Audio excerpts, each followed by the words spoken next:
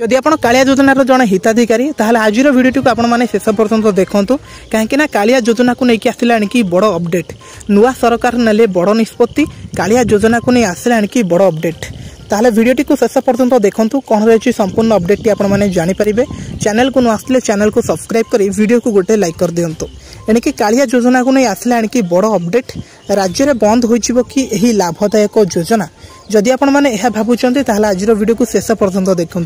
राज्य एणिकी भाजपा सरकार आसीबा परे विभिन्न लाभदायक योजना लागू नहीं चर्चा लगी रही एही क्रम रे पूर्व सरकार समय चली आसी किछि योजना और पदक्षेप उपरे पूर्णछेद पड़ी जाइए निकटरे 5T और मो सरकार हटा जाइथिबा बेले एबे कालिया योजना को नहीं आसी बड़ खबर एणिकी राज्य में कालिया योजना को नहीं चर्चा रही एही योजना जारी रहिबो किंतु ना बदल जीवो बोली आलोचना होउछि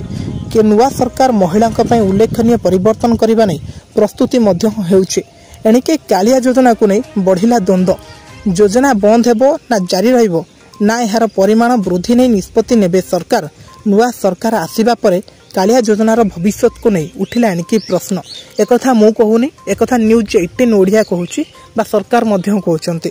एणिकी राज्य रे क्षुद्र और नाममात्र चाषी को कालिया योजना रे प्रदान करा जाउथिबा सहायता राशि एवं अन्यान्य सुविधा आगामी दिन में जारी रहिबो ना बंद होइजिबो जदि जारी रहिबो तेबे केबे यार परिमाण वृद्धि पाइबा नहीं सरकार किसी निष्पत्ति नहीं कि एने बीजेडी विधायक गौतम बुद्ध दास विधानसभा रे प्रश्न मध्य करथिले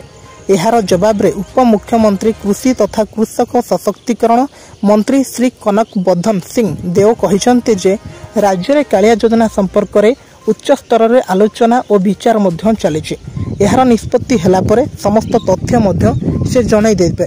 अन्यपटे राज्य रे क्विंटाल धान पिछा केंद्र सरकार सर्वनिम्न सहायक मूल्य 2300 टंका प्रदान करने नहीं स्थिर करिसेंते निर्वाचन इस्ताहार रे एही मूल्य 3100 करिबे बोली मोहन सरकार मध्य प्रस्तुति होइछंते तेणु अवशिष्ट 800 टंका पई राज्य सरकार बजेट रे व्यवस्था करिबे बोली कहिसंती यानी कि खाद्य जोगाण और खाउटी कल्याण मंत्री आपण जदि कालिया योजना जड़े हिताधिकारी जदि आपण माने रेगुलारली टंका पाई आसुचंते ताले कोनोसी चिंता करिबा आवश्यक नाही कहीं कालिया योजना बंद हवा नहीं कौन सेमती किसी अपडेट आसी ना